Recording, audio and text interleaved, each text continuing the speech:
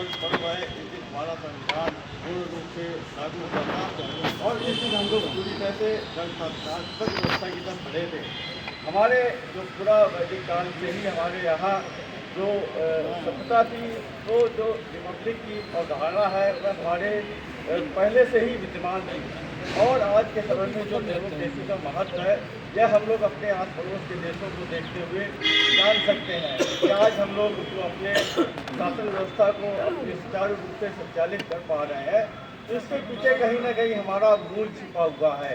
हमारे जो ऋषि मनीषी हुए हैं, उन्होंने बहुत पहले से ही हमारे देश में इतना सुव्यवस्थित शासन व्यवस्था को स्थापित किया और हमारे अवधारणा में, हमारे मनोमस्तिष्क में, हमारी चेतन में हमेशा यह जो लोकतंत्रात्मक अवधारणा है यह विद्यमान है। और आप ये देखिए कि इतने वर्षों के बाद जब हम लोगों ने गुलामी से आज़ादी हम लोगों ने अपने देश में पाई है, उसके बाद हम लोगों ने जो 77वां गणतंत्र दिवस मना रहे हैं, देश ने अपार तरक्की की है। किसी भी सेक्टर में हमारे देश ने एक कीर्तिमान स्थापित किया है। हम लोग डेवलपिंग नेशन से बढ़ते हुए डेवलप्ड कंट्री की तरफ बढ़ रहे हैं, लेकिन हमारे देश में हर क्षेत्र में हमारा जो नेतृत्व है पूरी तरह से कमिटेड है देश के डेवलपमेंट के लिए। और उसमें भी हम लोगों को ये देखना चाहिए कि हमारा भी जो भी योगदान है देश के लिए वह होना चाहिए। चाहे देश में हर आदमी अपने लिए, अपने देश के लिए, अपने समाज के लिए, अपने पर्यावरण के लिए और अपने आसपास के परिवेश के लिए बहुत कुछ कर सकता है।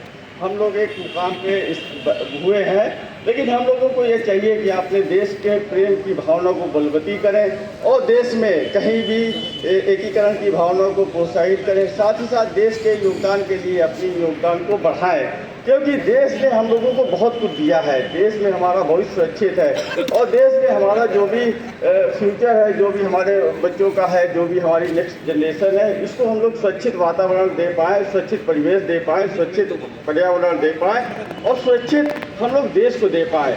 क्योंकि आज के समय में देखिए चुनौतियाँ देश के समक्ष कई तरह की हैं, चाहे वह आतंकवाद को ले लीजिए और चाहे वह पर्यावरण को ले लीजिए। हर मोर्चे पर देश को नई चुनौतियों का सामना करना पड़ रहा है।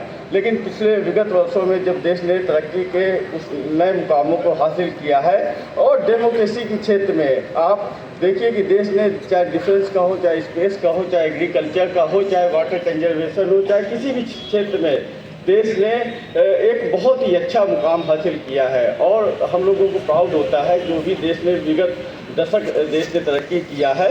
तो ये सोचना चाहिए कि हम लोग ये सरकारी कर्मचारी के नाते हम लोग अपने देश के योगदान को बढ़ाएं। हम लोग जिस भी परिवेश में हैं, जिस भी जगह है, देश के लिए बहुत कुछ कर सकते हैं। हर आदमी अपने आप में एक नज़ीर बन सकता है और हर क्षेत्र में काम कर सकता है।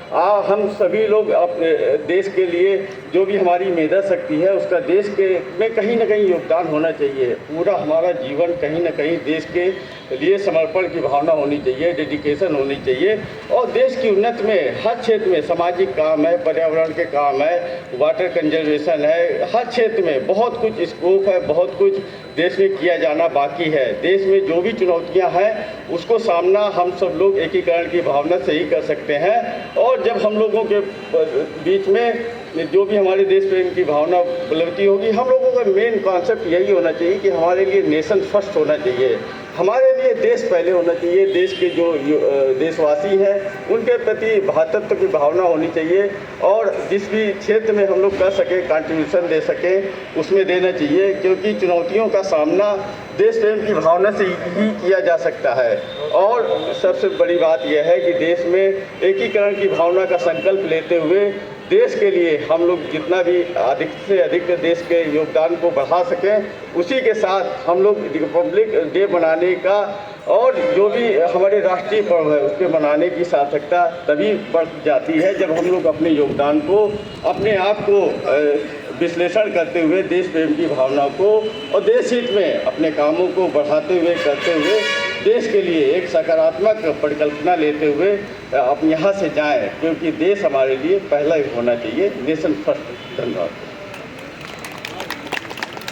धन्यवाद साहू जी।